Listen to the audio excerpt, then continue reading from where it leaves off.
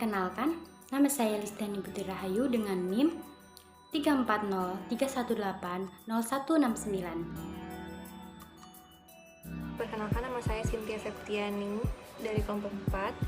NIM saya 3403180 170. Saya Mela Agustina dengan nomor induk mahasiswa 34031180171. Apakah ada yang tahu apa itu Enterprise Resource Planning atau yang sering disebut dengan ERP? ERP adalah suatu proses bisnis yang dijalankan suatu perusahaan beberapa fungsional mulai dari finance, SDM, manufaktur, purchasing, umum dan jenis lainnya yang dijadikan satu sistem menjadi saling integrasi. Sehingga perusahaan yang sudah mendukung sistem ERP menjadi lebih cepat dan mudah dalam melakukan transaksi dalam satu ruang lingkup bisnisnya. Teknologi sistem ERP sudah mendukung teknologi super pintar, di mana transaksi sudah dikelola dengan baik, dengan kualitas dan keamanan yang terjamin dalam bisnis, sehingga organisasi atau perusahaan yang menggunakan ERP tidak perlu khawatir lagi terjadinya crash jatuh bangkrut pada suatu hari nanti. Sistem ERP umumnya terdapat 3 komponen, yaitu perusahaan atau enterprise, sumber daya atau source, dan perencanaan atau planning. Sumber daya yang dimaksud di sini bisa berupa manusia, modal, atau aset. Jika tidak ada satu elemen saja, maka itu tidak bisa disebut dengan sistem ERP yang layak digunakan. Kemudian untuk cara kerja ERP. Bagaimana sih cara kerja ERP itu sendiri? Prinsip cara kerja perencanaan sumber daya perusahaan adalah menyederhanakan alur kerja dan mengotomatiskan proses melalui database terpusat. ERP menggunakan dashboard yang memudah pengguna melihat data real time yang dihimpun dari proses bisnis di seluruh departemen. Sebagai contoh, ketika ERP menerima pesanan pelanggan, maka secara otomatis akan mengirimkan informasi ke pusat distribusi yang paling efisien melalui pesanan tepat waktu. ERP dapat melihat tingkat inventaris, waktu pengiriman, dan faktor lain untuk memutuskan pusat distribusi mana yang paling produktif dan hemat biaya dalam menyelesaikan pesanan tersebut. Cara kerja ERP memungkinkan data dari berbagai departemen dibagikan dan diakses oleh semua orang di organisasi itu sendiri. Jadi, ERP menyatukan semua orang di satu sumber. Ini tidak hanya menyederhanakan proses dan mengurangi waktu saja, tetapi juga membuat bisnis memiliki keunggulan kompetitif. Beberapa ERP cloud dapat disesuaikan dengan kebutuhan spesifik industri tertentu dengan menambahkan fitur-fitur khusus tergantung pada penyedia perangkat lunak. Atau perusahaan bisa menggunakan sistem modular yang memungkinkan pengguna itu sendiri untuk memilih fitur yang digunakan dan menghapus yang tidak perlu. Ternyata ERP juga mempunyai banyak manfaat bagi perusahaan. Apa sih manfaat ERP bagi perusahaan yang menggunakan itu? Yang pertama yaitu meningkatkan produktivitas.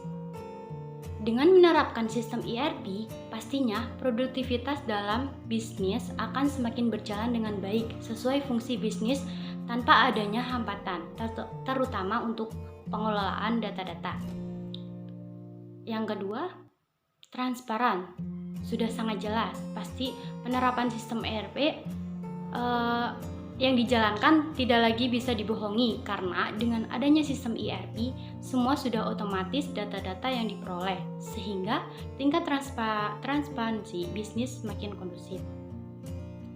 Yang ketiga, efisiensi, yaitu penerapan sistem ERP industri yang dijalankan akan semakin cepat dan akurat dalam memperoleh data-data yang dihasilkan, sehingga tingkat efisiensi dan deadline semakin berpeluang tinggi bagi bisnis Anda atau bisnis yang dijalankan.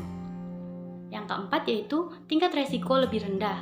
Karena sudah terkomputerisasi, sistem ERP akan menjamin risiko yang tinggi dalam operasional bisnis perusahaan, sehingga manajemen bisnis akan terkontrol dengan baik dengan adanya sistem ERP. Yang kelima, laporan yang mudah diolah. Dengan data-data yang sudah diolah secara otomatis, pastinya jenis laporan yang dibutuhkan sesuai kebutuhan akan semakin cepat, akurat, dan tepat sasaran, sehingga operasional bisnis akan semakin tertarget bisnis dan kepentingan datanya. Saya akan membahas tentang modul IRP. Secara umum, IRP memiliki modul utama berikut ini. Yang pertama, akuntansi. Modul ini membantu perusahaan mengurangi jumlah waktu yang dihabiskan akuntan untuk tugas manual. Semua pekerjaan bisa dilakukan secara otomatis dan terpadu. Misalnya, mengirim invoice ke klien. Dengan saldo terutang, modul akan mengakses riwayat pelanggan bersangkutan dan menyajikan informasi jumlah terutang secara otomatis sebelum mengirimkan tagihan. Yang kedua, sumber daya manusia. Modul ini membantu HR melacak aplikasi kandidat, cuti karyawan, dan tugas-tugas lain. Perusahaan yang punya kebijakan perhitungan cuti carry forward di akhir tahun menggunakan IRP untuk menghitung otomatis jumlah hari tersisa yang akan diakumulasikan di tahun depan. Yang ketiga, manufaktur. Modul ini membantu merampingkan proses produksi, pengadaan bahan baku, dan proses distribusi. Cara kerja Enterprise Resource Planning adalah penyediaan informasi produksi barang secara real time di lantai produksi dan memudahkan perusahaan memantau pergerakan barang serta penggunaan inventaris. Yang keempat, Customer Relationship Management. Modul CRM berguna dalam mengekatkan hubungan pelanggan dengan perusahaan dan memastikan bahwa mereka mendapatkan pengalaman positif dengan layanan perusahaan. CRM menyediakan informasi riwayat pelanggan yang memungkinkan perusahaan mengirimkan iklan bertarget untuk jenis produk yang paling diminati.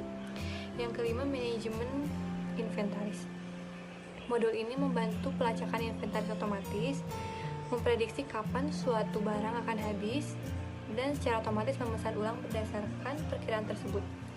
Modul inventaris juga merekomendasikan produk apa yang harus ditempatkan bersebelahan berdasarkan kebiasaan pelanggan membeli, sehingga membantu merampingkan proses distribusi. Selanjutnya, industri yang membutuhkan IRP. Tidak hanya industri besar yang membutuhkan IRP.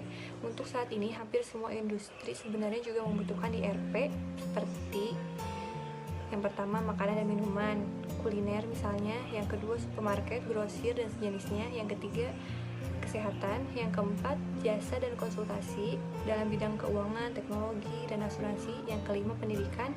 Yang keenam, transportasi dan pariwisata. Yang ketujuh, infrastruktur dan konstruksi. Dan yang terakhir, yaitu pertambangan. Selanjutnya, saya akan menerapkan tentang keuntungan menerapkan perencanaan sumber daya perusahaan. Yang pertama, integrasi bisnis dan akurasi data. Yang memiliki sistem terdiri dari beberapa modul dan submodul yang dapat mewakili suatu komponen bisnis.